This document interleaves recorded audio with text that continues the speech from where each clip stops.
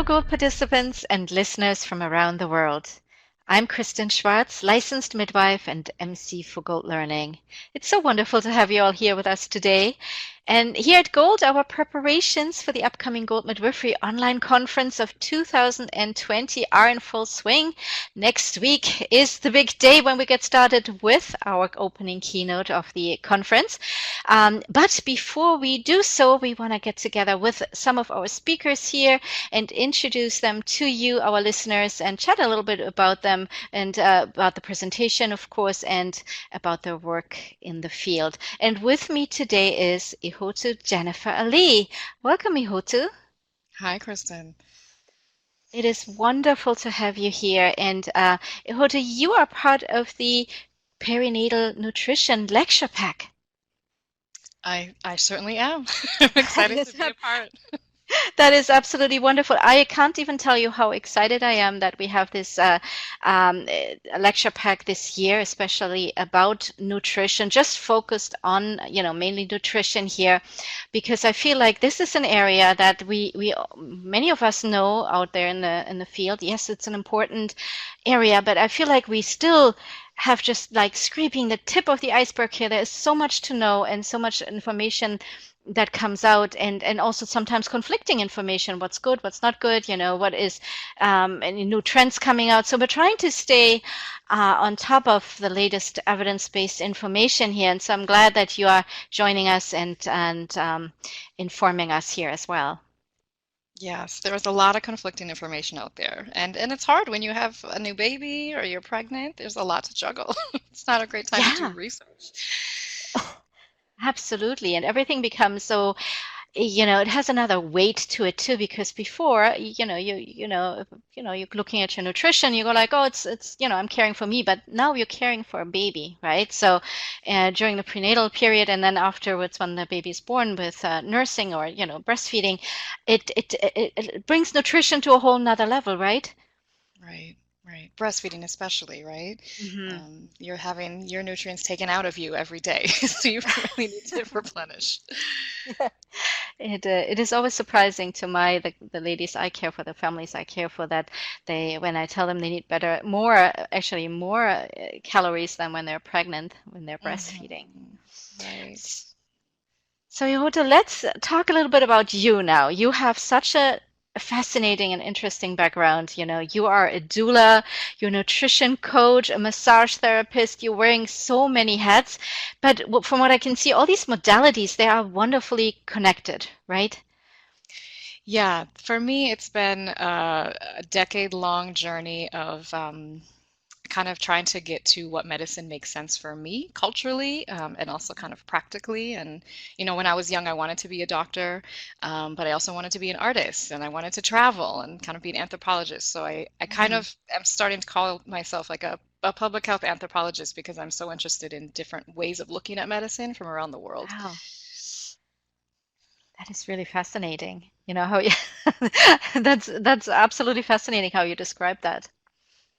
Yeah, well, there's so many different ways of looking at the body, so many Hmm. different kind of languages to describe what's happening in the body, whether it's Yeah, chi or it's blood flow or, kind of blood sugar regulation versus heat, excessive yeah. heat or cold or wind in the body. So that always fascinates me, and I find it's really interesting for parents, really. Some of the medicines just systems kind of describe what's happening in the body in a way that is a little bit more accessible when you talk Mm, about heat versus talking about like the whole ABCs of neurological pathways. yeah. So in terms of being a public health educator and trying to translate research into practice, especially for families that are juggling a lot, families Mhm. of color, young, teen Right. moms, right, poor Mhm. folks, people with disabilities, it's nice to kind of find, okay, so all these systems may talk differently, but what's at the center of it? And, Mhm. what's just really simple ways to feel good in your body. Right. You brought up a very important point there to me. You're dealing with a broad audience from all kinds of cultural backgrounds and economic backgrounds too. And when we often think of eating good, eating healthy, we're thinking of a certain price tag, right? We always feel like healthy foods are more expensive, so the poor population is kind of excluded from that. So what is your, how do you see this? Well, I think what's interesting to me is the healthiest foods, if you go back far enough, especially if you're outside the United States and the Western kind of industrialized world, the healthy food is actually what the poor people eat. Mm, mm, Quinoa, kale, right? All of the ginger, right? All of these came from like very just from the ground, right? Subsistence farming, right? So if you're the closer you are to the land, more likely the healthier you're eating, except here in the United States where the poor right. now get this processed sugary mess, right? Hmm. Because that's what's subsidized and that's what's cheap. Yeah. So it's, sorting through the politics of all that and also kind of interpreting what's healthy, right? Hmm. And being creative. I mean, I talk a lot about in my talk about it shouldn't be just on the parents. It shouldn't just be on the mother, the birthing person, to Right. do all this on their own. You know, extended family really needs to help out. Birth professionals really need to help out. The government may Right. really need to help out so that um, it's it's Yeah. accessible and it's Yeah. possible. Because otherwise, we know it just doesn't Absolutely. happen. People just don't eat well. Exactly, exactly. And you're right, the burden should not be just on the birthing person, on the parent, healthcare providers, educators, the government, everybody of, family, extended family needs to kind of step in here and we should all be in this together. Yeah, yeah, because it's cliche to say, but I think it's really true. It takes a village. And Hmm. so I'm always thinking about how in my practice, yes, it's a private Right. practice, but it's sliding scale. I do a lot of community kind of or centered work and try and bring my clients to each other so that we create like our own little village here in Minneapolis.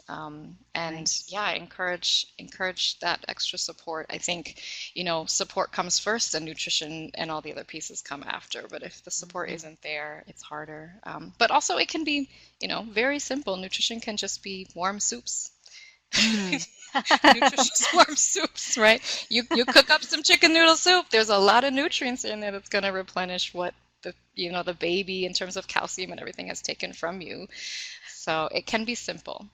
It can be simple. That's encouraging because, as you mentioned in the beginning, parenthood is not easy. It's a big it's a big responsibility, and we know the days, especially after birth, when it feels like all um, the parent is doing is nursing and breastfeeding and not even having time to have a shower, let alone cook meals, right? And then one arm has the baby, the other arm you really can't sit down and have a sit down meal with, cutting with knife and fork, that all it becomes difficult. So it is Everything really has to be in a important. cup Yes, it with has to one be in a cup. hand. So, yeah, so it is important to find something that's not only, rich in nutrition, but also simple, right? Simple to make, simple to eat.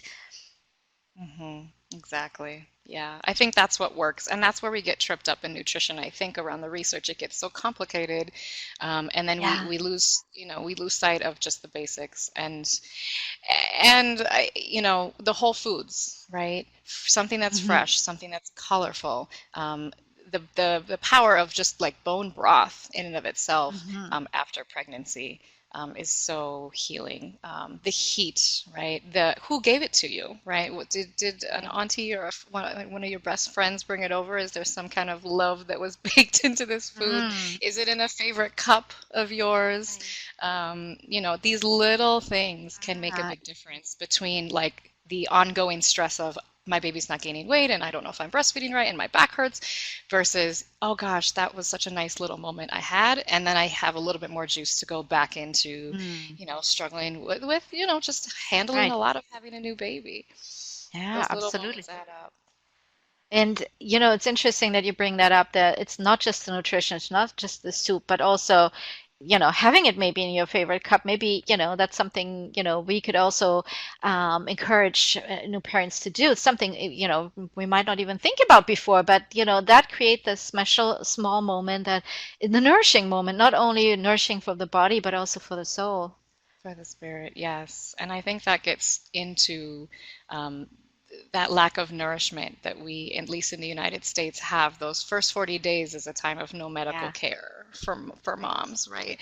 Um, Yeah. as opposed to a time when you're feeling very nourished. And I don't know the links, but I'd be really curious to see more research coming out around postpartum care, what is possible, and how that affects postpartum depression rates, especially for Mhm. families that have, high risk mental illness history, had a traumatic or really difficult birth, especially families of color that we know are Yeah. at higher risk for maternal death during that period.